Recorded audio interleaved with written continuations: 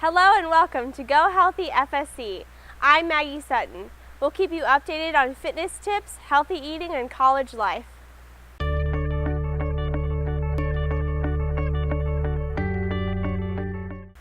The Wellness Center is offering a new class called Butts and Guts. Tracy Fosterling has more on how this workout focuses on the core.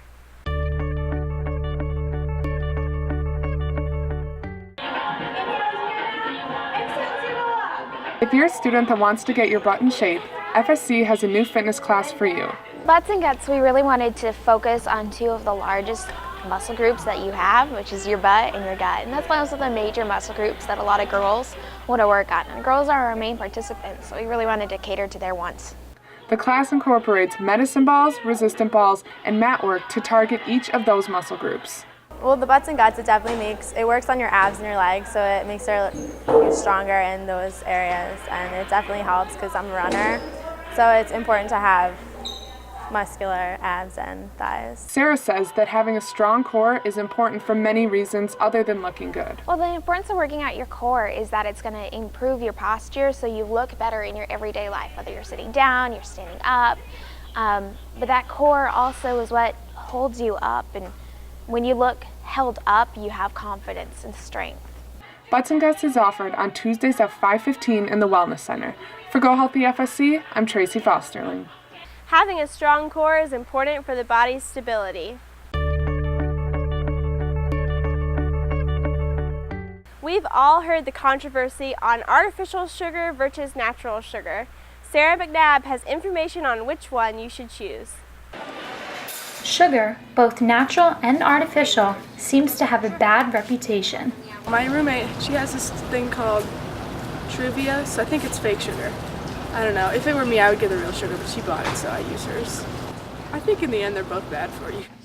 Although sugar is not healthy, experts do agree that neither type is as bad as you may think. The major difference is the kilocalorie at the levels that are found in modern processed foods, kinds of things, Diet Coke, that sort of stuff. They're actually pretty safe.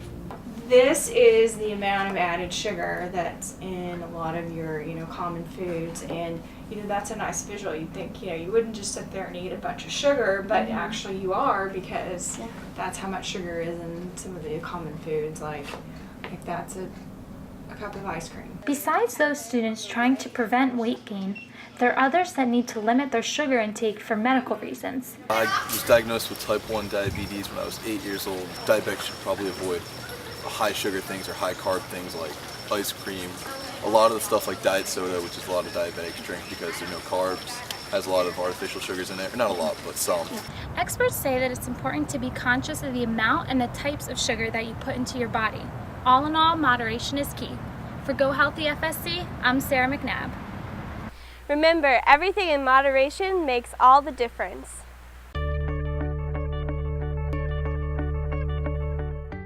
After heated debates and student complaints, Florida Southern has resolved the trash can issue. Michelle Maldonado has more on the story.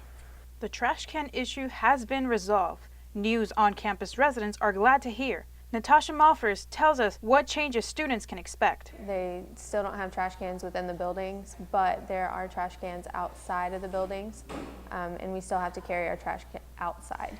There's the big, huge metal ones that are outside that you can put them in, or if you have a dumpster out back, like I know Dell and Miller both have dumpsters, so if you take it out there, that's when it gets picked up. Recycling has changed for most buildings. There are no recycling bins within the buildings at all, except in Wesley and Nicholas within the kitchen. They are allowed to have them up there. But as far as the rest of the buildings, the fire marshal said absolutely not.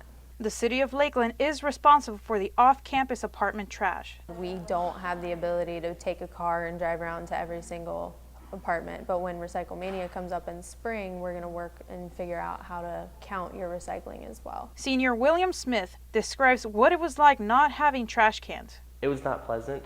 I thought it was very disgusting. It's not something I was used to.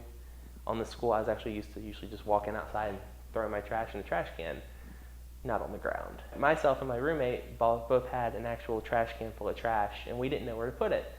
So we just kept piling it up at the end of our beds, and eventually we're like, we need to get rid of it. And I walked outside the door, and that's whenever I seen a pile of trash. And I'm like, others are doing it. We have nowhere to put it. So we dumped it in the hall. Although it was frustrating and unpleasant for a few days, students are glad that this situation has been resolved. For FSC, I'm Michelle Maldonado. If you have any questions about your residence hall, contact your RA. Well, that's it for today's show. I'm Maggie Sutton. Be sure to like us on Facebook and stay healthy, FSC.